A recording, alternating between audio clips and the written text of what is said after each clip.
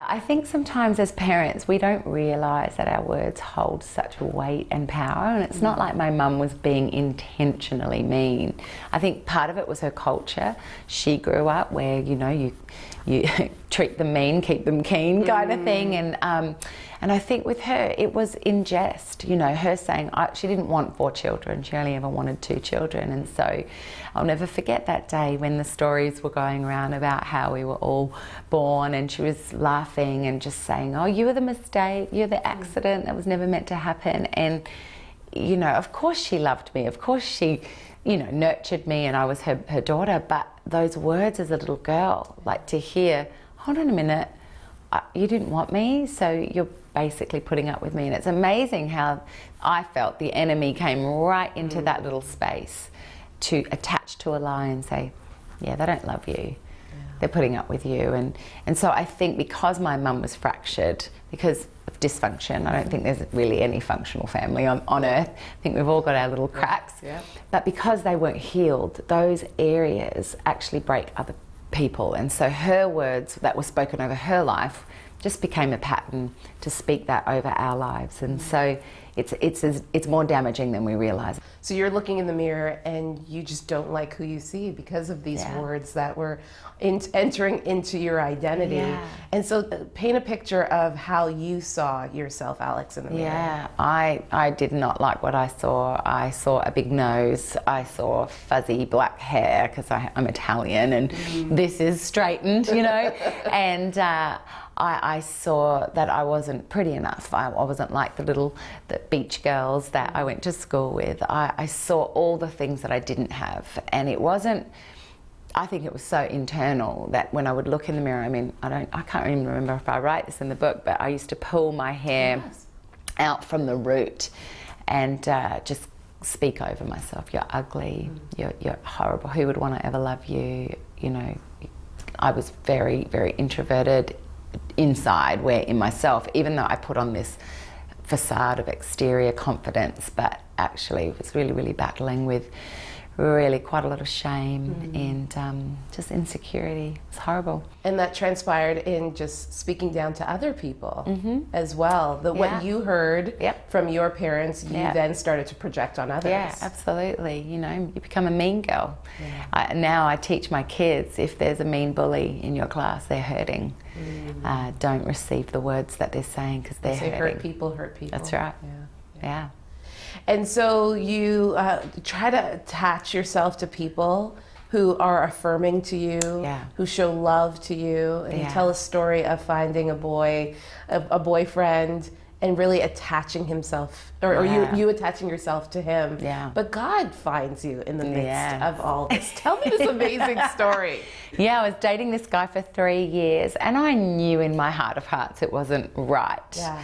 But I was so starved for affection and love, and this guy loved me. Like, he really, really loved me, and in a warped sense, he loved me. I knew it was dysfunctional, but it was all I had. I was so starved.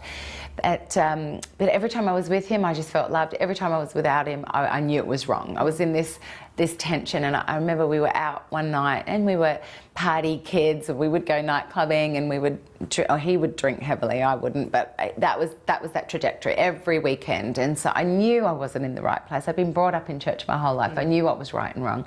But it was this one particular night we're at this club, and I'm just sitting there, and I kid you not, it felt like an out-of-body experience. I was kind of just sitting at a table, and it felt like everything went into slow motion. And I felt like I just began to see all the faces just hollow and dead. And it's like everyone was aimless. Everyone was slow. And I felt the Lord saying, what are you doing here? This is not what I have for you. If you think this is it, you don't know me. I've got a calling on your life, and you need to change. Like, I remember just being so arrested. Like, God just met me, and I'm like, God, are you in this place? Like, I thought you left me at the door. Yeah. But I just got up, and I just caught a cab home, and I went home, and I just had this moment with the Lord, a true encounter with Jesus. I said, Jesus, my life is a mess. I don't like it. I don't like me. I I feel like you're a liar, but I know you not to be a liar. You said that you would give life and life abundantly, and my life is far from abundant. It is barren, and it is twisted, and it is dark. And he says, well, give me your whole heart, because I don't want 50%, 90%, I want 100%. Let me be your Lord. I want to be your Lord and Saviour.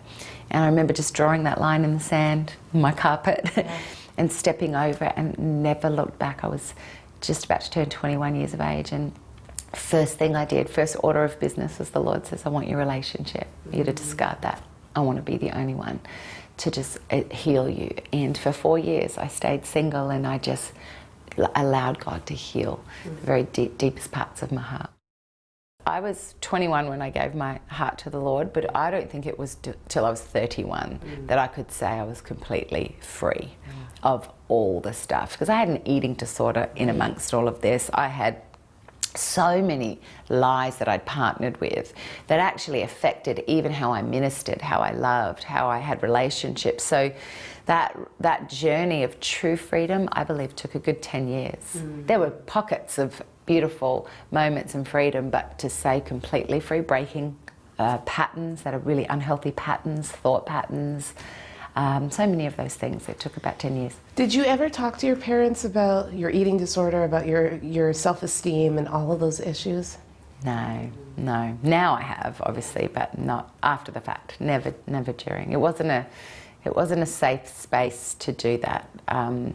In the sense of, I don't think it would have been received, and then I think it would have been another form of rejection. So what did the conversation look like after the fact, when you finally told your mom? I think it was, after my healing. I think over the years, I was married now, I was a mum, and in conversation I'd just say, and my mum got a lot of healing, and so this is the beautiful redemption of this story, is that my mum and I are just the best of friends now, the best of friends. And unfortunately my 3 siblings are still estranged in a way, because I think they haven't allowed that healing to take place, and I get it, because I think I'd be the same spot if I didn't have Jesus.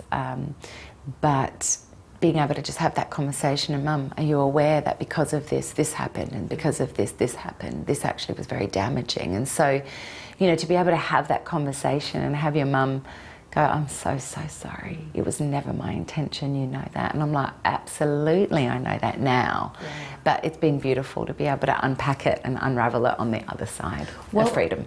What was it like to hear the words, I'm sorry, come from your mother's Really lips? moving, really moving. I remember, though, resolving that I may never hear that, and I don't need that in order to feel free and forgive her.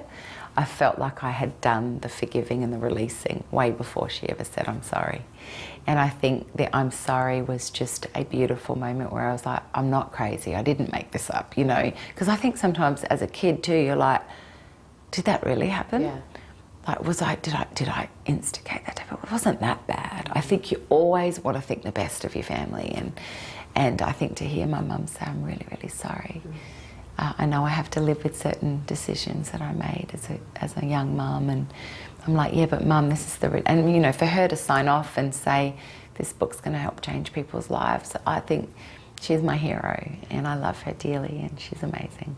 You eventually go to seminary. Now you're the pastor of Belonging Church here in Nashville.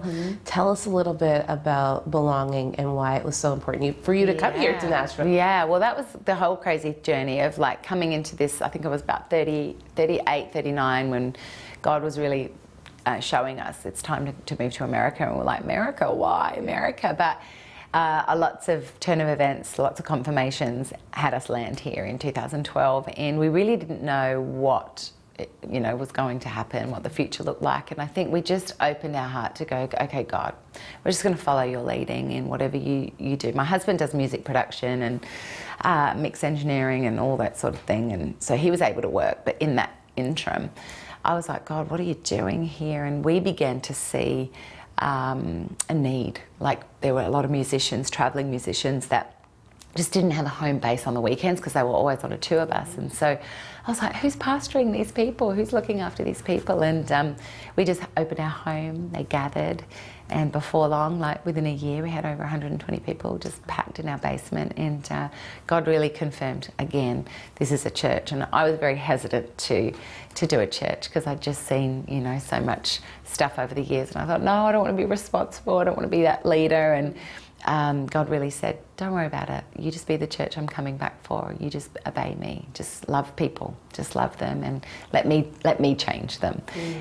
You just usher in a present, you know, let me come in and let me do what I need to do. And honestly, it's been beautiful. So now, Alex, when you look in the mirror, who do you see? Oh, I see an awesome person. I love who I am. I really do. I can genuinely say, I love you, you're beautiful, you're kind, you're powerful, you're smart, you're a great mum, great wife, great friend, and very, very happy in my skin. Like I don't care about my nose anymore. Like I realised it was a shame. I remember one day going, I really ripped myself off all those years, because every time someone would say, you're so beautiful, I'd be like, why are you mocking me? Why are you laughing at me? Like, why are you telling lies? But now I just know how to say thank you. Yeah. You know, where that was so hard for me to do. And so I realised that I'm fearfully and wonderfully made, that God put this together, you know, and I'm not to